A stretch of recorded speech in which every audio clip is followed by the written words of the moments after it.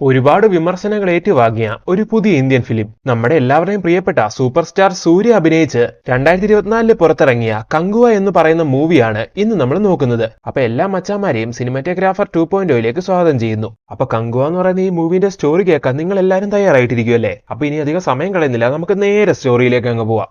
1970 കാലഘട്ടത്തിലാണ് കഥ സ്റ്റാർട്ട് ചെയ്യുന്നത്. ഈ സമയം ഒരു മുത്തശ്ശി കുറെ കുട്ടികൾക്ക് ഒരു കഥ പറഞ്ഞു കൊടുത്തുകൊണ്ടിരിക്കുന്നു. ആർക്കു വേണ്ടി ജനിക്കുന്നു, ആർക്കു വേണ്ടി ജീവിക്കുന്നു, ആർക്കു വേണ്ടി മരിക്കുന്നു, ഇങ്ങനെയുള്ള കാര്യങ്ങളൊന്നും നമുക്ക് അറിയത്തില്ല. എന്നാൽ അത് മുകളിലിരിക്കുന്ന ചന്ദ്രന് മാത്രം അറിയാം. ഇങ്ങനെല്ലാം മുത്തശ്ശി പറഞ്ഞു കൊടുക്കുന്ന സമയത്ത് ആ കുട്ടികളെല്ലാം ആകാംക്ഷയോട് കൂടി അത് കണ്ടിരിക്കുന്നതായിട്ട് കാണിച്ചുകൊണ്ട് ആ സീനോടെ കട്ടാക്കുന്നു. അടുത്ത സീനിൽ കാണിക്കുന്നത് ഒരുപാട് വർഷങ്ങൾക്ക് ശേഷം, അതായത് 2024 പ്രസന്റിലേക്കാണ്. ഇപ്പൊ ഇന്ത്യൻ ബോർഡറിൽ സ്ഥിതി ചെയ്യുന്ന ഒരു റഷ്യൻ ബയോ കെമിക്കൽ ലാബില് ചെറിയ കുട്ടികളെ വെച്ച് ഒരുപാട് പരീക്ഷണങ്ങൾ നടത്തിക്കൊണ്ടിരിക്കുകയാണ്. ഈ കുട്ടികളെല്ലാം ജനിച്ച സമയം മുതൽ ഈ എക്സ്പെരിമെന്റ് ലാബിലാണ്. ഈ കുട്ടികളുടെ തലയോട്ടി ഇളക്കി അവരെന്തൊക്കെയോ ശസ്ത്രക്രിയകൾ ചെയ്യുകയും എന്തൊക്കെയോ തരത്തിലുള്ള സൂപ്പർ പവേഴ്സ് അവർക്ക് കൊടുക്കുകയും ചെയ്യുന്നുണ്ട്. അങ്ങനെ ഇതുപോലുള്ള പരീക്ഷണങ്ങൾക്ക് ഇരയാക്കുന്ന കുട്ടികളുടെ IQ ലെവലും പവറെല്ലാം അവർക്ക് സിസ്റ്റത്തിൽ കാണാൻ കഴിയുമായിരുന്നു. അങ്ങനെ ഒരുപാട് കുട്ടികളുടെ ബ്രെയിൻ സെൽസ് വെച്ചിട്ടുള്ള പരീക്ഷണമാണിത്. അങ്ങനെ ഈ കാര്യങ്ങളെല്ലാം അവിടെ നടന്നുകൊണ്ടിരിക്കുന്ന സമയത്ത് ഇതുപോലുള്ള പരീക്ഷണങ്ങൾക്ക് അവർ ഇരയാക്കിയിരിക്കുന്ന സീറ്റ എന്ന് പറയുന്നൊരു കുട്ടി അവിടുന്ന് രക്ഷപ്പെടുന്നു. അങ്ങനെ അവൻ അവിടുന്ന് രക്ഷപ്പെട്ടു പോകുന്ന സമയത്ത് അവിടെ സൈറൻ അടിക്കുവാണ്. ഈ സമയം അവിടെയുള്ള സ്റ്റാഫുകളെല്ലാം അവനെ പിടിക്കാൻ വേണ്ടി അവന്റെ പുറകെ ഓടുന്നു. അവന്റെ ബ്രെയിൻ സെൽസിന്റെ ആക്ടിവിറ്റീസ് വെച്ച് അവനെ ലൊക്കേറ്റ് ചെയ്യാൻ അവർക്ക് കഴിയുമായിരുന്നു. എന്നാൽ പിടിക്കാൻ വരുന്നവരെല്ലാം കണ്ണുവെട്ടിച്ച് അവൻ അവിടുന്ന് ഓടി അവിടെ കൂടി പോയിക്കൊണ്ടിരിക്കുന്ന ഒരു ട്രെയിനിൽ ചാടി കയറി രക്ഷപ്പെടുവാണ്. ആ കുട്ടിക്ക് ഒരുപാട് സൂപ്പർ പവേഴ്സ് ഉണ്ടായിരുന്നു. അത് യൂസ് ചെയ്താണ് ഓടിക്കൊണ്ടിരുന്ന ട്രെയിനിലേക്ക് അവൻ ചാടി കയറിയത്. അങ്ങനെ ആ ട്രെയിനിലിരുന്ന് അവൻ അങ്ങനെ പോയിക്കൊണ്ടിരിക്കുന്ന സമയത്ത് അവൻ അവിടുന്ന് ഒരു കരിക്കട്ട എടുത്ത് ആരുടെയോ ചിത്രം അവിടെ വരയ്ക്കുന്നു. ഈ സമയം അവന്റെ മനസ്സിലൂടെ എന്തൊക്കെയോ പഴയ കാര്യങ്ങൾ മിന്നി മറഞ്ഞു പോകുന്നുണ്ട്. ശേഷം വരച്ച ആ ചിത്രത്തിന് മുകളിലായിട്ട് അവൻ തല ചാച്ചി കിടക്കുന്നു. ഈ സമയത്ത് ആ സീനോടെ കട്ടാക്കി അടുത്ത സീനിൽ നമുക്ക് ഗോവ കാണിക്കുവാണ്. ഇപ്പൊ നമ്മുടെ നായകനായ ഫ്രാൻസിസിനെയും അവന്റെ സഹായിയായ കോൾട്ടിനെയും കാണിക്കുന്നു. പോലീസുകാർ എത്ര ശ്രമിച്ചിട്ടും കിട്ടാത്ത പ്രതികളെ പോലീസിന് പിടിച്ചു കൊടുക്കുന്ന ജോലിയാണ് ഇവരുടേത്. അങ്ങനെ ഇപ്പൊ അതേപോലെ ഒരു ദൗത്യം നമ്മുടെ നായകനും കോൾട്ടും കൂടി ചെയ്തുകൊണ്ടിരിക്കുന്നു. ഈ സമയത്താണ് ആഞ്ചല എന്ന് പറയുന്ന ഒരു പെണ്ണും അവളുടെ സഹായം കൂടി അവിടേക്ക് വന്ന് ഇവരുടെ കയ്യിലുള്ള ആ പ്രതിനെ തട്ടിയെടുക്കാൻ ശ്രമിക്കുന്നത്. എന്നാൽ നായകൻ വിട്ടുകൊടുക്കുന്നില്ല. അടുത്ത സീനിൽ അവർ രണ്ടുപേരും കൂടി ആ പ്രതിനെയും കൊണ്ട് പോലീസുകാരന്റെ അടുത്തേക്ക് എത്തുവാണ്. ഈ സമയം ആ പോലീസുകാരൻ ചെയ്ത ദൗത്യത്തിനുള്ള പണം പ്രതിനെ കൊണ്ടുവന്ന് ഇവർ രണ്ടുപേരും ആയതുകൊണ്ട് ഇവരുടെ രണ്ടുപേരോടും വീതിച്ചെടുത്തോളാൻ പറയുന്നു. നായകൻ ചെയ്തുകൊണ്ടിരുന്ന അതേ ജോലി തന്നെയായിരുന്നു ആഞ്ചലയും ചെയ്തുകൊണ്ടിരുന്നത്. കുറച്ചാൾ മുമ്പ് വരെ ഇവർ തമ്മിൽ പ്രണയത്തിലായിരുന്നു. എന്നാൽ ചെറിയ ചെറിയ പ്രശ്നം കൊണ്ട് അവർ തമ്മിൽ ബ്രേക്കപ്പ് ആയി. അതുകൊണ്ടാണ് ഇപ്പൊ ഇങ്ങനെല്ലാം പെരുമാറിക്കൊണ്ടിരിക്കുന്നതെന്ന് ഈ സമയം പോലീസുകാരനോട് കോൾട്ട് പറയുന്നുണ്ട്.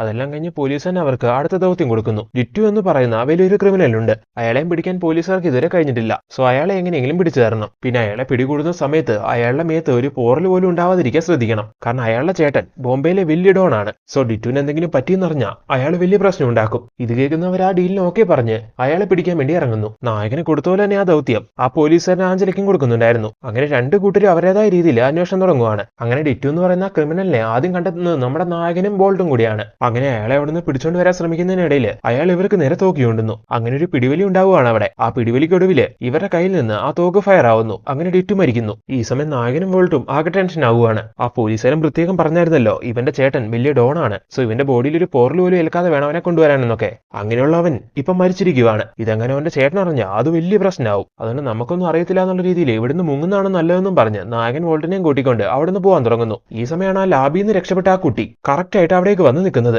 ഇത് ഏതാടാ ഈ പയ്യൻ? എന്തായാലും അവൻ ഇപ്പൊ വന്നിട്ടല്ലേ ഉള്ളൂ, ഇവിടെ നടന്നൊന്നും അവൻ കണ്ടിട്ടുണ്ടാവില്ല എന്നും പറഞ്ഞ് നായകൻ വോൾട്ടിനെയും കൂട്ടിക്കൊണ്ട് അവിടുന്ന് രക്ഷപ്പെടുന്നു. എന്നാൽ കുറച്ചേരം കഴിഞ്ഞ് ആ ക്രിമിനലിനെ പിടിക്കാൻ വേണ്ടി ആഞ്ചലയും ടീമും അവിടേക്ക് എത്തുന്നുണ്ട്. അങ്ങനെ ആ പ്രതി അവിടെ മരിച്ചു കിടക്കുന്നത് ഇവർ കാണുന്നു. ഇതേ സമയം തന്നെ അവിടെ ആ കുട്ടി നിൽക്കുന്നത് ഇവർ കാണുവാണ്. അങ്ങനെ അവർ ആ കുട്ടീനെ അവിടുന്ന് കൂട്ടിക്കൊണ്ടുവരുന്നു. ആ ക്രൈം ചെയ്ത ആരാണെന്ന് ചോദിക്കുന്ന സമയത്ത് ആ കുട്ടിയാണെങ്കിൽ നമ്മുടെ നായകന്റെയും വോൾട്ടിന്റെയും ചിത്രം വരച്ച് കാണിച്ചു കൊടുക്കുന്നു. അങ്ങനെ അവരാണ് ഇതിലെ പ്രതികളെന്ന് മനസ്സിലാക്കിയ ആഞ്ചലയാണെങ്കിൽ നായകനോടുള്ള ദേഷ്യം കൊണ്ട് നായകനെ വിളിച്ച് ഇത് പറഞ്ഞ് ഭീഷണിപ്പെടുത്തുന്നു. അങ്ങനെ ഈ കാര്യം അറിയുന്നത് നായകൻ വോൾട്ടിനെയും കൂട്ടിക്കൊണ്ട് നേരെ അവിടേക്ക് എത്തി ആ കുട്ടീനെ തട്ടിക്കൊണ്ട് അവിടുന്ന് പോവുകയാണ്. അങ്ങനെ ആ കുട്ടീനെയും കൊണ്ട് അവിടുന്ന് പോയിക്കൊണ്ടിരിക്കുന്ന സമയത്ത് കാറിൽ വെച്ച് ആ കുട്ടിക്ക് ഫിക്സ് വരുന്നു. അങ്ങനെ നായകനും വോൾട്ടും കൂടി പെട്ടെന്ന് ആ കുട്ടീനെ ആശുപത്രിയിലേക്ക് എത്തിക്കുവാണ്. അങ്ങനെ അവനെ ചെക്ക് ചെയ്യുന്ന ഡോക്ടർ അതിനുശേഷം നായകനെ വിളിച്ച് പറയുവാണ്, എന്റെ മെഡിക്കൽ ഫീൽഡിലെ ഇത്ര നാളത്തെ എക്സ്പീരിയൻസിൽ ഇങ്ങനത്തെ ഒരു കേസ് ഞാൻ ആദ്യമായിട്ട് അറ്റൻഡ് ചെയ്യുവാണ്. ഈ ചെറിയ കുട്ടിയുടെ ബ്രെയിൻ ഓൾറെഡി ഓപ്പൺ ചെയ്തിട്ടുണ്ട്. അവന്റെ ബ്രെയിൻ സെൽസിലെ എന്തൊക്കെയോ മാറ്റങ്ങളും വരുത്തിയിട്ടുണ്ട്. അതിനെന്തൊക്കെയോ പ്രത്യേകതകളുണ്ട്. ഇപ്പൊ ഈ കുട്ടി ഓക്കെയാണ്. കൂടുതലായിട്ടുള്ള കാര്യങ്ങൾ കണ്ടെത്തണമെങ്കിൽ നാളെ രാവിലെ ഈ കുട്ടീനെയും കൊണ്ട് ഇങ്ങോട്ട് വരണം. ചീഫ് സർജനെയും കൂടി ഞങ്ങൾ ഇവിടേക്ക് വിളിച്ചു വരുത്താൻ ആ ഡോക്ടർ പറയുന്നു. ഇത് കേട്ട നായകൻ ഓക്കെ പറഞ്ഞ് അങ്ങനെ ആ കുട്ടീനെ കൊണ്ട് അവിടെ നിന്ന് ഇറങ്ങുന്നു. ഇതേ സമയം ആ കുട്ടി രക്ഷപ്പെട്ടു വന്ന ആ ലാബ് കാണിക്കുന്നു. ആ കുട്ടിയുടെ ബ്രെയിൻ സെൽസ് വെച്ചിട്ട് ഇപ്പൊ അവനെ ലൊക്കേറ്റ് ചെയ്യാൻ ശ്രമിച്ചുകൊണ്ടിരിക്കുകയാണ് അവര്. അങ്ങനെ അവൻ ഗോവയിലാണെന്ന് അറിയുന്ന സമയത്ത് അവിടെയുള്ള ആൾക്കാരെല്ലാം ആകെ ഷോക്ക് ആവുന്നു. കാരണം ജനിച്ചപ്പോൾ മുതൽ ആ കുട്ടി ഇവിടെയായിരുന്നു. അങ്ങനെയുള്ള ആ കുട്ടി ഇവിടുന്ന് രക്ഷപ്പെട്ട് ഗോവയിലേക്ക് കറക്റ്റ് ആയിട്ട് എത്തണമെങ്കിൽ അതിന് എന്തെങ്കിലും സ്ട്രോങ് ആയിട്ടുള്ള കാരണം ഉണ്ടാവും. അങ്ങനെ ഇപ്പൊ ഈ കാര്യങ്ങളെല്ലാം മനസ്സിലാക്കിയ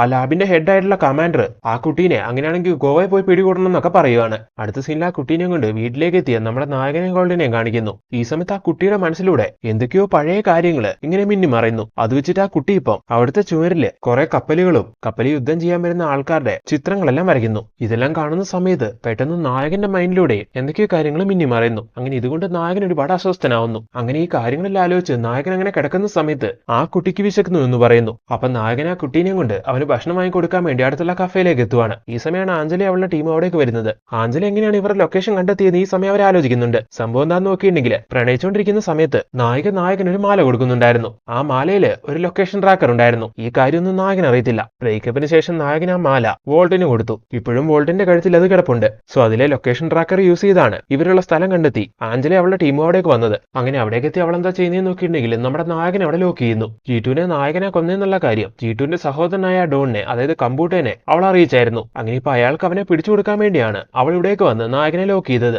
ഇതേ സമയം തന്നെ കമ്പൂട്ടെ അയാളുടെ കുറെ ആൾക്കാർ അവിടേക്ക് വരുന്നു. എന്നിട്ട് ആ കുട്ടീനെ തോക്ക് കാട്ടി വരട്ടി, എന്റെ അനിയൻ മരിക്കുന്ന സമയത്ത് നീ ഉണ്ടായിരുന്നില്ല അവിടെ, ആരവനെ ഷൂട്ട് ചെയ്ത് കൊന്നതെന്നൊക്കെ ചോദിക്കുന്നു. ഈ സമയം ആ കുട്ടി അവന്റെ സൂപ്പർ പവേഴ്സ് യൂസ് ചെയ്യുന്നു. അപ്പൊ അവിടെ മുഴുവൻ ഇങ്ങനെ വൈബ്രേറ്റ് ചെയ്യാൻ തുടങ്ങുവാണ്. ഇത് കണ്ടതും അവരാണെങ്കിൽ ഇവിടെ എന്താ സംഭവിക്കുന്നത് ഇങ്ങനെ ചിന്തിച്ചുകൊണ്ടിരിക്കുന്നു. അപ്പോഴേക്കും അവിടേക്ക് ഒരു ഹെലികോപ്റ്റർ വരുന്നു. അതിൽ ആരാ നോക്കുവാണെങ്കിൽ ആ റഷ്യൻ ലാബിൽ ഉണ്ടായിരുന്ന ആൾക്കാരായിരുന്നു. അങ്ങനെ ഇപ്പൊ തോക്കും ആയുധങ്ങളൊക്കെ ആയിട്ട് വന്ന് അവരെന്താ ചെയ്യുന്നതെന്ന് നോക്കിയിട്ടുണ്ടെങ്കിൽ അവിടെ ഉണ്ടായിരുന്ന കമ്പൂട്ടനെ അയാളുടെ ആൾക്കാരെ എല്ലാം വെടിവെച്ച് വീഴ്ത്തുന്നു. എന്നിട്ട് അവിടേക്ക് എത്തി സീറ്റനെ അവിടുന്ന് അവരെടുത്തോണ്ട് പോവാണ്. നായകന്റെ കൈയാണെങ്കിൽ ഏഞ്ചൽ നേരത്തെ ലോക്ക് ചെയ്ത് വെച്ചിരിക്കുകയായിരുന്നല്ലോ. അതുകൊണ്ട് തന്നെ നമ്മുടെ നായകന് ആ കുട്ടീനെ അവരുടെ കയ്യിൽ നിന്ന് രക്ഷപ്പെടുത്താൻ കഴിഞ്ഞില്ല. എന്നാലും ആ കുട്ടീനെ കൊണ്ട് അവര് പോകുന്ന സമയത്ത് നായകനാണെങ്കിൽ എന്തോ ഒരു ഫീലിങ്സ് ഉണ്ടാവുന്നു. അങ്ങനെ ഒരുപാട് കഷ്ടപ്പെട്ട് നായകൻ അവന്റെ കയ്യിലെ ലോക്ക് പൊട്ടിച്ച് അവരുടെ വണ്ടിക്ക് പിറകെ ഓടുവാണ് ആ കുട്ടീനെ സേവ് ചെയ്യാൻ വേണ്ടി. തനിക്ക് വളരെ വേണ്ടപ്പെട്ട ആരോ നഷ്ടപ്പെട്ടു പോകുന്ന ഒരു ഫീലിങ്സ് ആയിരുന്നു ആ സമയത്ത് നായകന്റെ മനസ്സിലുണ്ടായിരുന്നത്. അങ്ങനെ ഇപ്പൊ വണ്ടിക്ക് പുറകിലൂടെ ഓടുന്ന നായകനെ കാണിച്ചുകൊണ്ട് ആ സീനോടെ കട്ടായി. കഥ 2024 നിന്ന് വീണ്ടും 1070 വരുന്നു. റോമൻ രാജാവ് ഭാരതം പിടിച്ചെടുക്കാൻ വേണ്ടി 25,000 സൈനികരെ കൊണ്ട് കടൽമാർഗം അങ്ങോട്ട് വന്നുകൊണ്ടിരിക്കുകയാണ്. എന്നാൽ ഭാരതത്തിലേക്ക് എത്തുന്നതിന് മുമ്പ്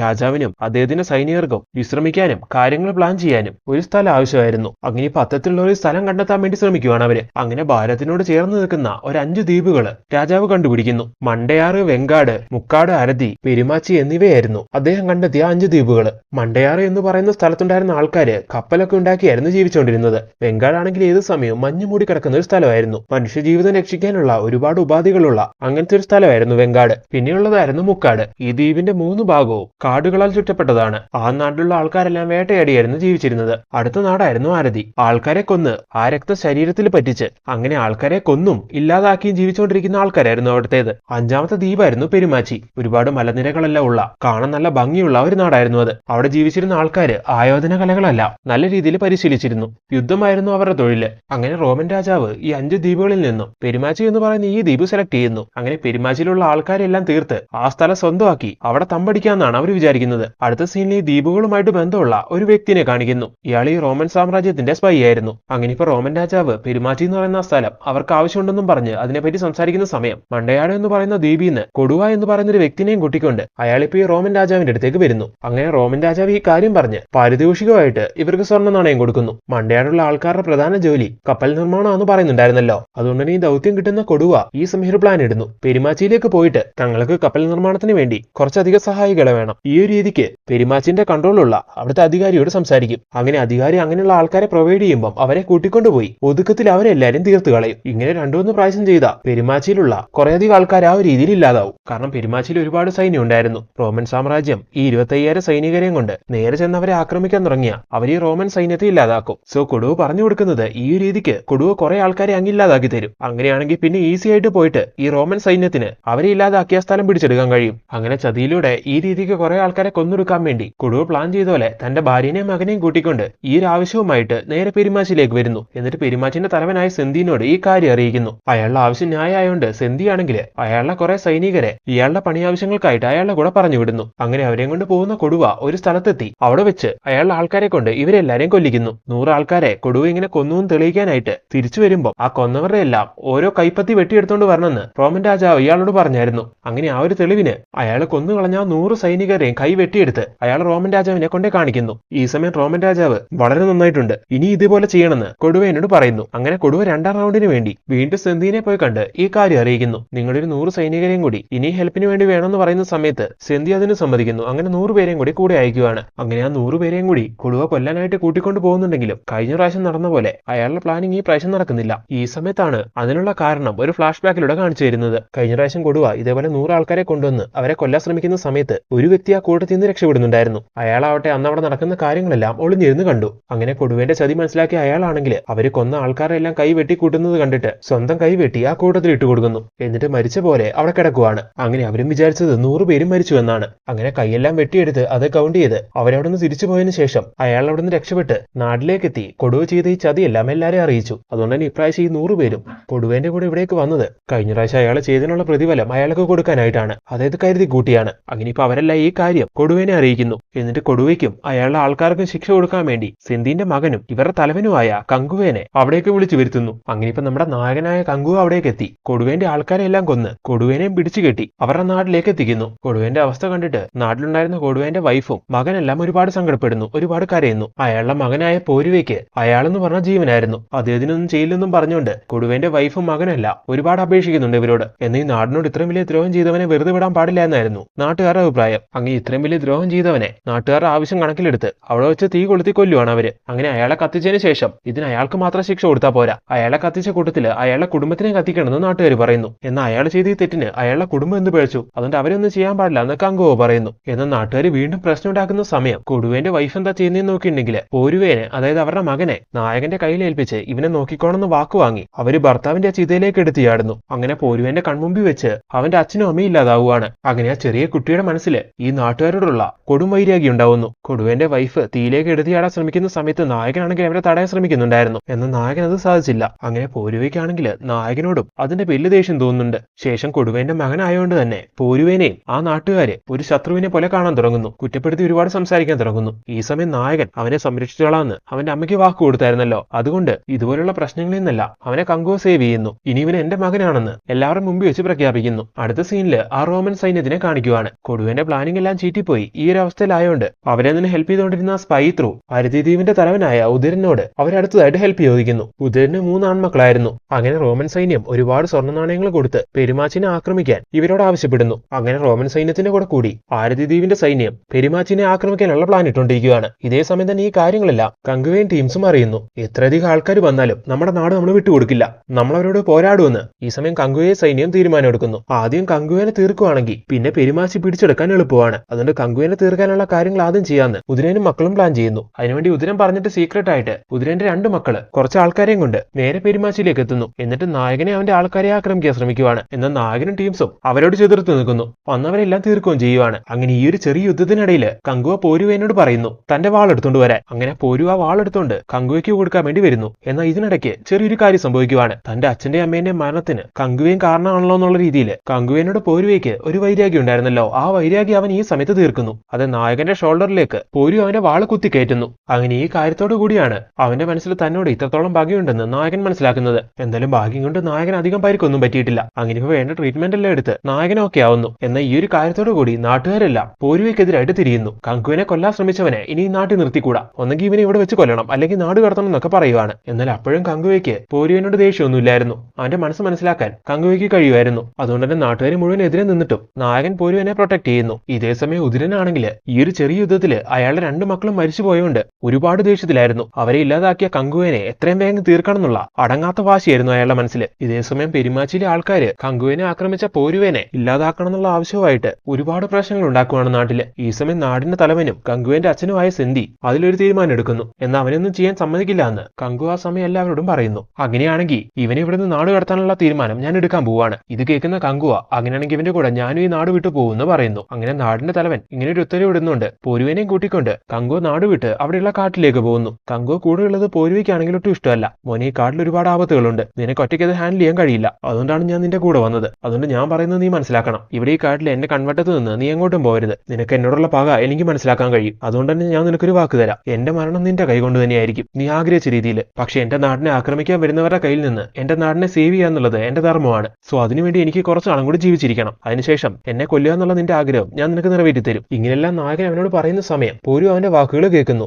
അടുത്ത സീനിൽ ഉദരനെ കാണിക്കുവാണ്. ഇത്രയും നാളും പെരുമാച്ചിനെ ആക്രമിക്കാൻ അയാൾ പ്ലാൻ ചെയ്തത് റോമൻ രാജ്യത്തിന് വേണ്ടിയായിരുന്നു. എന്നാൽ അതിന് ശ്രമിച്ചതിലൂടെ അയാളുടെ മക്കളെ അയാൾക്ക് നഷ്ടമായി. ഈ ഒരു കാരണം കൊണ്ട് ഇതിപ്പോ അയാളുടെ പേഴ്സണൽ റിവഞ്ച് ആയി മാറിയിരിക്കുവാണ്. സോ ഇനി റോമൻ സൈന്യത്തിന് കങ്കുവിനെ വിട്ടുതരില്ല. കങ്കുവിനെ ഞാൻ എന്റെ കൈ കൊണ്ട് കൊല്ലുമെന്നും പറഞ്ഞ് ഉദരനാണെങ്കിൽ വന്ന റോമൻ സൈന്യത്തിനെയല്ല അവിടെ വെച്ച് തീർക്കുന്നു. ഇതേസമയം കാട്ടിൽ ജീവിച്ചുകൊണ്ടിരിക്കുന്ന കങ്കുവേനെയും പോരുവേനെയും കാണിക്കുന്നു. ഇപ്പൊ കാട്ടിൽ വെച്ച് പോരുവേനെ ഒരു വലിയ മുതല ആക്രമിക്കാൻ വേണ്ടി വരുവാണ്. ആ സമയം നായകനാണ് അതിൽ നിന്ന് അവനെ സേവ് ചെയ്യുന്നത്. അതിനിടയിൽ പോരുവേന്റെ കാലില് മുതലന്റെ ചെറിയൊരു കടി ഏൽക്കുന്നുണ്ടായിരുന്നു. ആ മുറിവിൽ മരുന്ന് വെച്ച് കെട്ടി അവനെ ശുശ്രൂഷിക്കുകയും അവന് ഭക്ഷണം എല്ലാം കൊടുത്ത് അവനെ ഒരുപാട് കെയർ ചെയ്തുകൊണ്ടിരുന്നല്ല നമ്മുടെ കങ്കുവയായിരുന്നു. എന്നാൽ അപ്പോഴും പോരുവേന്റെ മനസ്സിൽ കങ്കുവേനോട് ദേഷ്യം തന്നെയായിരുന്നു. ഈ സമയത്ത് ഈ കാര്യങ്ങളൊന്നും കണക്കാക്കാതെ പോരുവേനെ മാക്സിമം ഹാപ്പി ആയിട്ട് വെക്കാനും അവന്റെ മനസ്സിൽ തന്നോടുള്ള ദേഷ്യം മാക്സിമം കുറച്ചുകൊണ്ട് വരാനും നായകൻ ഒരുപാട് ശ്രമിക്കുന്നു. ഇതേസമയം പെരുമാച്ചിലെ നാട്ടുകാരാണെങ്കിൽ അവരെ ആക്രമിക്കാൻ വരുന്നവരെ നേരിടാനുള്ള എല്ലാ മുന്നൊരുക്കങ്ങളും ചെയ്തുകൊണ്ടിരിക്കുകയായിരുന്നു. എന്നാൽ നായകൻ അവരുടെ കൂടെ ഇല്ല എന്നുള്ള ഒരു സങ്കടം അപ്പോഴും അവരെ വേട്ടയാടുന്നുണ്ടായിരുന്നു. ഇതേസമയം നാട്ടിലേക്കുള്ള മരുന്നുകൾ ശേഖരിക്കാൻ വേണ്ടി അവിടെയുള്ള സ്ത്രീകള് വെങ്കാട്ടിലേക്ക് പോവാണ്. ഇത് മുൻകൂട്ടി അറിയുന്ന കുതിരന്റെ അവസാനത്തെ മകൻ അയാളുടെ കുറച്ച് ആൾക്കാരെയും കൂട്ടിക്കൊണ്ട് ആ സ്ത്രീകളെ ആക്രമിക്കാൻ വേണ്ടി നേരെ അങ്ങോട്ട് എത്തുന്നു. അവിടെ എത്തി ആ സ്ത്രീകളെ പിടിച്ച് അവരെ ആക്രമിച്ച് അവര് ത്രൂ കങ്കുവിനെ പുറത്തു കൊണ്ടുവരാം, അങ്ങനെ കങ്കുവിനെ തീർക്കാം, ഇങ്ങനെയൊക്കെയായിരുന്നു അവരുടെ പ്ലാൻ. അങ്ങനെ അവിടേക്ക് എത്തി പ്ലാൻ ചെയ്ത പോലെ ആ സ്ത്രീകളെ അവർ പിടികൂടുന്നു. കങ്കുവിനെ വിളിച്ചു വരുത്തിക്കോ അല്ലെങ്കിൽ നിങ്ങളെല്ലാം തീർക്കുമെന്നും പറഞ്ഞ് കുതിരന്റെ അവസാനത്തെ മകനും അയാൾ ആൾക്കാരെ വരെ ഭീഷണിപ്പെടുത്തുമ്പോൾ ആ സ്ത്രീകള് അവരുടെ കയ്യിലുള്ള ഒരു ഉപകരണം വെച്ച് കാട്ടിലുള്ള കങ്കുവിനെ ആ കാര്യം അറിയിക്കുന്നു. ഇത് കേൾക്കുന്ന കങ്കുവ അവർക്ക് അതിന് മറുപടി കൊടുക്കുന്നു. അതുപോലത്തെ ഒരു ഉപകരണം വെച്ചിട്ട് നിങ്ങൾ എന്തിനാണ് അവന്മാരെ പേടിക്കുന്നത്, നിങ്ങൾക്ക് അവരെ ധൈര്യമായിട്ട് നേരിട്ടൂടെ എന്നായിരുന്നു കങ്കുവ മറുപടി കൊടുത്തിട്ടുണ്ടായിരുന്നത്. ഇത് കേൾക്കുന്ന സ്ത്രീകൾക്ക് ഭയങ്കര ധൈര്യം തോന്നുന്നു. അങ്ങനെ അവരെല്ലാരും കൂടി കൂടി ആ വന്നവരെല്ലാം തിരിച്ചാക്രമിക്കുവാണ്. അങ്ങനെ എല്ലാവരെയും കൊന്നുകളയുന്നു. നമ്മുടെ കങ്കുവ സ്ത്രീകൾക്കും ആയോധന കലകളെല്ലാം കറക്റ്റായി പഠിപ്പിച്ചു കൊടുത്തിട്ടുണ്ടായിരുന്നു. അങ്ങനെ ഇപ്പൊ അതെല്ലാം യൂസ് ചെയ്തിട്ടാണ് അവരെ ആക്രമിക്കാൻ വേണ്ടി വന്ന കുതിരന്റെ ഇളയ മകൻ ഉൾപ്പെടെയുള്ള എല്ലാവരെയും ഈ സ്ത്രീകൾ കൊന്നുകളഞ്ഞത്. ശേഷം അവര് വിജയം കൈവരിച്ചു എന്നുള്ളത് ആ ഉപകരണം വെച്ച് തന്നെ നായകൻ അവരെ അറിയിക്കുകയും ചെയ്യുന്നു. ഇത് കേൾക്കുന്ന നായകൻ ഒരുപാട് സന്തോഷിക്കുന്നു. അങ്ങനെ ഈ കാര്യങ്ങളെല്ലാം ഒരുപാട് അത്ഭുതത്തോടു കൂടി നോക്കി കാണുകയായിരുന്നു നമ്മുടെ പോരുവ. അങ്ങനെ ഇതിലൂടെ പോരുവയ്ക്ക് നമ്മുടെ കങ്കുവേനോട് ഒരു ആരാധന തോന്നാൻ തുടങ്ങുന്നു. കങ്കുവേനോടുള്ള ദേഷ്യം അവന്റെ മനസ്സിൽ നിന്ന് പതിയെ പതിയെ കുറയാൻ തുടങ്ങുന്നു. അവിടെ ഉണ്ടായിരുന്ന ഈ 5 ദ്വീപുകൾക്കും ഇടയിലുള്ള പ്രശ്നം തീർക്കാൻ വേണ്ടി അവരൊരു സ്ഥലത്ത് സംഘമായിട്ട് ചേരുമായിരുന്നു. അഗ്നിപ്പ ആ സ്ഥലത്തേക്ക് 5 നാടിന്റെ തലവന്മാരും പ്രശ്നമെല്ലാം സോൾവ് ചെയ്ത് കൊടുക്കുന്ന നിയമപരിപാലകരും എത്തുന്നു. ഈ സമയം പെരുമാച്ചിന്റെ തലവനായ സെന്തി അവിടേക്ക് വന്ന് പറയുവാണ്, ആരതി നാടിന്റെ തലവനായ ഉദിരന്റെ 3ാമത്തെ മകൻ ഞങ്ങളുടെ നാട്ടിലെ പെൺകുട്ടികളെ ആക്രമിക്കാൻ ശ്രമിച്ചുവെന്ന്. എന്നാൽ ഉദിരൻ ആ സമയം എന്റെ മകൻ അങ്ങനെ ചെയ്യില്ല, അവനോട് ഞാൻ ചോദിക്കട്ടെ എന്ന് പറയുവാണ്. എന്നാൽ ഈ സമയം സെന്തിന്റെ കൂടെ അവിടേക്ക് എത്തിയ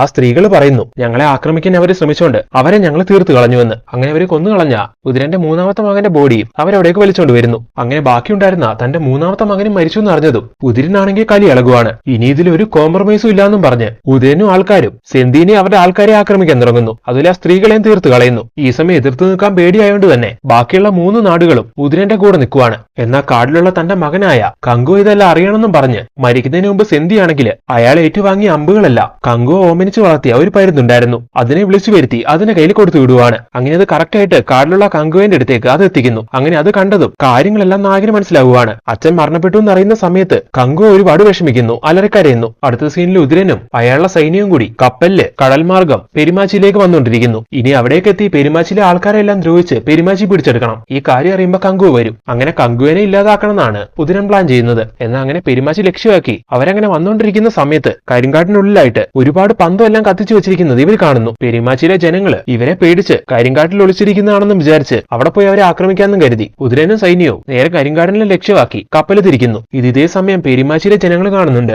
അവര് യുദ്ധത്തിനായിട്ട് റെഡിയായിട്ട് ഇരിക്കുവായിരുന്നെങ്കിലും ഇത് കണ്ടതോടെ അവർ മനസ്സിലാക്കുന്നു ഇത് നാടിനെ നാട്ടുകാരെ രക്ഷിക്കാൻ വേണ്ടി കങ്കുവ ചെയ്യുന്നതാണെന്ന്. കരിങ്കാട്ടിലേക്ക് എത്തുന്ന ഉദിരന്റെ ആൾക്കാരെ നേരിടാനിരിക്കുന്നത് കങ്കുവയാണെന്ന് അവര് ചിന്തിച്ചത് കറക്റ്റ് ആയിരുന്നു. തന്റെ നാടിനെ നാട്ടുകാരെ സേവ് ചെയ്യാൻ വേണ്ടി കരിങ്കാട്ടില് അത്രയും പന്തം എല്ലാം കത്തിച്ചു വെച്ച് കങ്കു അവരെ അവിടേക്ക് എത്തിക്കുമായിരുന്നു. അങ്ങനെ കങ്കുവ വരുന്നവരെ നേരിടാനുള്ള കാര്യങ്ങളിൽ അവിടെ ചെയ്തുകൊണ്ടിരിക്കുന്ന സമയത്ത് പോരുവ ചോദിക്കുന്നുണ്ട്, ഇത്ര ആൾക്കാരെ കങ്കുവയ്ക്ക് ഒറ്റയ്ക്ക് നേരിടാൻ കഴിയുമെന്ന്. എന്റെ കൂടെ ഈ കാടുണ്ട്, എനിക്ക് ആ ശക്തി മാത്രം മതിയെന്ന് നായകൻ ആ സമയം പറയുന്നു. അങ്ങനെ അവിടേക്ക് എത്തുന്ന ഉദിരന്റെ ആൾക്കാരെയല്ല അവിടെ ഒരുക്കി വെച്ച കെണികളിലൂടെ നായകൻ വീഴ്ത്താൻ തുടങ്ങുന്നു. അതിനിടയില് പോരുവ നായകന് വാളെത്തിച്ചു കൊടുക്കുന്നുണ്ട്. കഴിഞ്ഞ പ്രാവശ്യം ഇതേപോലെ വാളെടുത്ത് കൊടുക്കാൻ വേണ്ടി വന്നപ്പോ ദേഷ്യം കൊണ്ട് കങ്കുവിനെ അവൻ ഉപദ്രവിക്കുകയാണ് ചെയ്തത്. എന്നാൽ ഇപ്രാവശ്യം കറക്റ്റായിട്ട് വാള് കൊണ്ടേ കൊടുത്ത് കങ്കുവിന്റെ കൂടെ നിൽക്കുവാണ് അവൻ. ഇതിലൂടെ കങ്കുവയ്ക്ക് മനസ്സിലാവുന്നു അവന്റെ മനസ്സിൽ തന്നോടുള്ള ദേഷ്യം എല്ലാം മാറിയെന്ന്. അങ്ങനെ ഈ ഒരു സന്തോഷം കൊണ്ട് കങ്കുവയ്ക്ക് ഭയങ്കര ഊർജ്ജം കിട്ടുന്നു. അങ്ങനെ വന്നവരെല്ലാം കങ്കുവ വെട്ടി വീഴ്ത്തുവാണ്. അങ്ങനെ യുദ്ധമെല്ലാം അവിടെ നടന്നുകൊണ്ടിരിക്കുന്ന സമയത്ത് ഒരു വ്യക്തി വന്ന് പോരുവിനെ അവിടുന്ന് പിടിച്ചുകൊണ്ട് പോകുന്നു. കങ്കുവ എന്നും വിളിച്ച് ഈ സമയം അവൻ കരയുന്നുണ്ട്. ഈ സമയം സീൻ അവിടുന്ന് കട്ടായി മൂവിയുടെ തുടക്കത്തിലേക്ക് പോകുന്നു. ഫ്രാൻസിസിന്റെ കയ്യിൽ നിന്നും സീറ്റ എന്ന് പറയുന്ന ആ കുട്ടീനെ റഷ്യൻ ലാബിന്റെ ആൾക്കാർ പിടിച്ചോണ്ട് പോകുന്നില്ല ആ ഒരു സീനിലേക്ക്. ഈ സമയത്ത് ആ കുട്ടീനെ രക്ഷിക്കാൻ വേണ്ടി നായകൻ ആ വണ്ടിക്ക് പുറകെ ഓടുന്നുണ്ടായിരുന്നല്ലോ. അപ്പൊ അവന്മാരാണെങ്കിൽ നായകന് നേരെ വെടിവെക്കുന്നു. അങ്ങനെ നായകന്റെ വയറ്റില് ബുള്ളറ്റ് കൊള്ളുവാണ്. എന്നാലും വിട്ടുകൊടുക്കാതെ നായകൻ ആ വണ്ടിക്ക് പുറകെ ഓടുന്നു. ഈ സമയം അവിടേക്ക് ഏഞ്ചലും ടീമും ബോൾട്ട് എല്ലാം എത്തുവാണ്. ആ കുട്ടീനെ കൊണ്ടുപോകുന്ന വണ്ടി മിസ് ആവാൻ പാടില്ല. അത് ട്രാക്ക് ചെയ്യാൻ വേണ്ടി ഈ സമയം ബോൾട്ടിന്റെ കഴുത്തിൽ കിടന്ന ആ ട്രാക്കർമാല വലിച്ചു പൊട്ടിച്ച് നായകൻ ആ വണ്ടിയിലേക്ക് എറിയുന്നു. ശേഷം കാറും എടുത്ത് അവർ 4 പേരും കൂടി ആ കുട്ടീനെ കൊണ്ടുപോയ വണ്ടി ട്രാക്ക് ചെയ്ത് അതിന് പുറകെ പോവാണ്. ശേഷം അവരുടെ താവളത്തിലേക്ക് എത്തി കുട്ടീനെ അവിടുന്ന് സേവ് ചെയ്യാൻ വേണ്ടി അവർ ശ്രമിക്കുന്നു. ഈ സമയം കഥ വീണ്ടും ഫ്ലാഷ് ബാക്കിലേക്ക് പോകുന്നു. നേരത്തെ കാട്ടിൽ വെച്ച് പോരുവിനെ അവിടുന്ന് തട്ടിക്കൊണ്ടു പോയത് ഉദരന്റെ ആൾക്കാരായിരുന്നു. ഇപ്പൊ ഉദരൻ പോരുവേനെ കടലിലെ സ്രാവുകൾക്ക് ഇട്ട് കൊടുക്കാൻ പോവുകയാണ്. ഈ സമയം കറക്റ്റ് ആയിട്ട് അവിടേക്ക് നായകൻ എത്തുന്നു. അങ്ങനെ ഉദരനുമായിട്ട് ഫൈറ്റ് ആയി പോരുവിനെ രക്ഷിക്കാൻ ശ്രമിക്കുവാണ് നായകൻ. ഇതേ സമയം തന്നെ പ്രസന്റിലേക്കും കഥ വരുന്നു. പ്രസന്റിൽ നായകനാണെങ്കിൽ സീറ്റനെ രക്ഷിക്കാൻ ശ്രമിച്ചുകൊണ്ടിരിക്കുകയാണ്. ഇപ്പൊ ആ റഷ്യൻ ലാബിന്റെ ആൾക്കാര് സീറ്റനെ ഫ്ലൈറ്റ് കയറ്റി എങ്ങോട്ടോ കൊണ്ടുപോവാണ്. അപ്പൊ കറക്റ്റ് ആയിട്ട് ഫ്രാൻസിസ് അവനെ രക്ഷിക്കാൻ വേണ്ടി ആ ഫ്ലൈറ്റിലേക്ക് കയറുന്നു. അങ്ങനെ ഫ്ലാഷ് ബാക്കും പ്രസന്റും, അതായത് ഈ രണ്ട് സീക്വൻസുകളും മിക്സ് ചെയ്ത് കാണിക്കുന്നു. അതായത് പോരുവിനെ രക്ഷിക്കാൻ വേണ്ടി കങ്കുവ ട്രൈ ചെയ്യുന്നതും സീറ്റനെ രക്ഷിക്കാൻ വേണ്ടി ഫ്രാൻസിസ് ട്രൈ ചെയ്യുന്നതും നമ്മൾ ഈ സമയത്ത് മാറി മാറി കാണിച്ചുകൊണ്ടിരിക്കുന്നു. ഉദരനും കങ്കുവയും ഫൈറ്റ് നടക്കുന്ന സമയം കങ്കുവയാണെങ്കിൽ പോരുവ കടലിലേക്ക് വീഴാതിരിക്കാൻ ഒരുപാട് ശ്രമിക്കുന്നു. എന്നാൽ തന്നെ സേവ് ചെയ്യാൻ ശ്രമിച്ച കങ്കുവന്റെ ജീവനും കൂടി നഷ്ടാവുമെന്ന് മനസ്സിലാക്കിയ പോരുവ ഈ സമയം കങ്കുവയ്ക്ക് വേണ്ടി ജീവൻ വെടിയുന്നു. അതായത് തന്റെ കയ്യിലുള്ള ആയുധം വെച്ച് കയറ് മുറിച്ച് സ്രാവുകളുടെ ഇടയിലേക്ക് വീഴുവാണ്. അങ്ങനെ സ്രാവ് അവനെ കടിച്ചെടുക്കുന്നു. ഇത് കാണുന്ന കങ്കുവയ്ക്ക് ദേഷ്യം വരുന്നു. കങ്കു അവിടെ വെച്ച് ഉദരനെ കൊല്ലുന്നു. ഇതേസമയം ഫ്ലൈറ്റിലുള്ള ഫ്രാൻസിസിനെ കാണിക്കുന്നു. ആ റഷ്യൻ ലാബിന്റെ ആൾക്കാര് ഫ്രാൻസിസിനെ ഒരുപാട് ആക്രമിക്കുന്നുണ്ടെങ്കിലും അതിനൊടുവിൽ ഫ്രാൻസിസ് അവരെ എല്ലാവരും ഇല്ലാതാക്കി സീറ്റനെ രക്ഷപ്പെടുത്തുവാണ്. എന്നിട്ട് ആ കുട്ടിയുടെ അടുത്തേക്ക് ചെന്ന് കരഞ്ഞുകൊണ്ട് ഫ്രാൻസിസ് അവനെ ഉമ്മ വെക്കുന്നു. ഈ സമയം സീത എന്ന് പറയുന്ന ആ കുട്ടി ഫ്രാൻസിസിനെ കങ്കുവ എന്നാണ് വിളിക്കുന്നത്. ഈ സമയം അവർക്ക് രണ്ടുപേർക്കും പഴയ കഥകളെല്ലാം മനസ്സിലേക്ക് ഓർമ്മ വരുന്നു. കങ്കുവന്റെ പുനർജന്മമായിരുന്നു ഫ്രാൻസിസ്, അതുപോലെ പോരുവന്റെ പുനർജന്മമായിരുന്നു സീറ്റ. അടുത്ത സീനിൽ കങ്കുവനെ കാണിക്കുന്നു. ഉദരനെ കൊന്നതിന് ശേഷം പോരുവന്റെ നഷ്ടമായ വിഷമത്തില് ആകാശത്തേക്ക് നോക്കി കങ്കുവ വിളിച്ചു പറയുവാണ്, പോരുവ, എനിക്ക് വേണ്ടി നീ നിന്റെ ജീവൻ വെടിഞ്ഞു. ആ നിന്നെ തേടി എത്ര ജന്മങ്ങൾ കഴിഞ്ഞാലും നിന്റെ അടുത്തേക്ക് പുനർജന്മം എടുത്ത് ഞാൻ വരും. അങ്ങനെ ആ സീനോടെ കട്ടായ അടുത്ത സീനില് ഉദരന്റെ ഡെഡ് ബോഡി ആരതി നാട്ടിലേക്ക് എത്തിക്കുവാണ്. അയാളുടെ 3 ആൺമക്കളും മരിച്ചു പോയോണ്ട് ചിതയ്ക്ക് തീ കൊളുത്താനായിട്ട് ആരുമില്ലായിരുന്നു. അങ്ങനെ ഇപ്പൊ ഏതോ ഒരു വ്യക്തി ചിതയ്ക്ക് തീ കൊളുത്താൻ വേണ്ടി വരുമ്പോൾ അയാളെ തടഞ്ഞുകൊണ്ട് അവിടേക്ക് രക്താംഗസൻ എന്ന് പറഞ്ഞൊരു വ്യക്തി വരുന്നു. ഉദരനും മറ്റേതോ സ്ത്രീയില് ഒരു ഇല്ലീഗൽ റിലേഷനില് ഒരു മകനും കൂടി ഉണ്ടായിരുന്നു. അവനാണിത്. വളരെ മോശപ്പെട്ട ഒരു വ്യക്തിയായിരുന്നു ഇത്. ഒരു ഇല്ലീഗൽ റിലേഷനിൽ ഇവനുണ്ടായതുകൊണ്ട് ഇവനെ രാജകുമാരനാക്കാൻ ഉദരൻ തയ്യാറല്ലായിരുന്നു. എന്നാൽ ഇപ്പൊ എല്ലാരും മരിച്ചു പോയോണ്ട് ഇനി ഇവൻ അത് സാധ്യമാണ്. അങ്ങനെ ഇപ്പൊ ഇവിടേക്ക് എത്തി ചിരിച്ചോണ്ട് അവൻ ചിതയ്ക്ക് തീ കൊളുത്തുന്നു. എന്നിട്ട് അച്ഛന്റെ സിംഹാസനത്തിൽ കയറിയിരിക്കുന്നതിന് മുമ്പ് എനിക്ക് അതിനൊരു യോഗ്യത നേടണം. അച്ഛനെയും ചേട്ടന്മാരെ ഇല്ലാതാക്കിയ ആ കങ്കുവനെ കൊന്ന് ഞാൻ ആ യോഗ്യത നേടിയെടുക്കുമെന്ന് ഈ സമയം നാട്ടുകാർ മുമ്പിൽ വെച്ച് അയാൾ പറയുന്നു. ഇത് കേൾക്കുന്ന നാട്ടുകാര് അയാളെ വാഴ്ത്താൻ തുടങ്ങുന്നു. അങ്ങനെ കങ്കുവന്റെ അടുത്ത മെയിൻ എതിരാളിയാണ് ഇതെന്ന് കാണിച്ചുകൊണ്ട് ആ സീൻ അവിടെ കട്ടാക്കുവാണ്. അടുത്ത സീനില് ആ റഷ്യൻ ഫ്ലൈറ്റിൽ നടക്കുന്ന കാര്യങ്ങളെല്ലാം ആ റഷ്യൻ ലാബിന്റെ ഹെഡ് ആയിട്ടുള്ള കമാൻഡർ കാണുന്നു. അയാളുടെ പേര് റയാൻ എന്നായിരുന്നു. ഇപ്പോഴാണ് അയാളുടെ മുഖം കാണിക്കുന്നത്. കങ്കുവന്റെ എതിരാളിയായ രക്താംഗസന്റെ പുനർജന്മമായിരുന്നു ഈ ജന്മത്തിലെ റയാൻ. അങ്ങനെ ഇപ്പൊ ഫ്ലൈറ്റിലെ CCTV ക്യാമറയില് ഫ്രാൻസിസിന്റെ മുഖം കാണുന്ന സമയത്ത് റയാൻ പറയുന്നുണ്ട് കങ്കുവ എന്ന്. സോ അയാൾക്കും ഇതിലൂടെ മുൻജന്മത്തിലെ കാര്യങ്ങളെല്ലാം മനസ്സിലായെന്ന് കാണിക്കുന്നു. അങ്ങനെ ആ സീനോടെ കട്ടായ അടുത്ത സീനില് സീറ്റനെ രക്ഷപ്പെടുത്തി കൊണ്ടുവന്ന നമ്മുടെ നായകനെ കാണിക്കുന്നു. നായകനെ ഇപ്പൊ അവന്റെ ഫ്രണ്ടിനെ കോൾ ചെയ്ത് ഫോണിൽ പറഞ്ഞുകൊണ്ടിരിക്കുകയാണ് കഴിഞ്ഞ കാര്യങ്ങളെ പറ്റി. ഇതേസമയം അവിടെ നിന്നുകൊണ്ട് സീറ്റയാണെങ്കിൽ അവന്റെ സൂപ്പർ പവേഴ്സ് യൂസ് ചെയ്ത് താഴെ കിടക്കുന്ന കാറുകളെല്ലാം ഇങ്ങനെ ചലിപ്പിച്ചുകൊണ്ടിരിക്കുന്നു. അങ്ങനെ മൂവിന്റെ ലാസ്റ്റ് സീനില് ഇനി ഫ്രാൻസിസിന്റെ അടുത്തേക്ക് റയാൻ വരും. ഇനി ആ കുട്ടിക്ക് വേണ്ടി ഇവർ തമ്മിലാണ് യുദ്ധം എന്ന് കാണിച്ചുകൊണ്ട് സ്റ്റോറി സെക്കൻഡ് പാർട്ടിലേക്ക് ലീഡ് ചെയ്തുകൊണ്ട് അങ്ങനെ മൂവി എൻഡ് ചെയ്യുന്നു.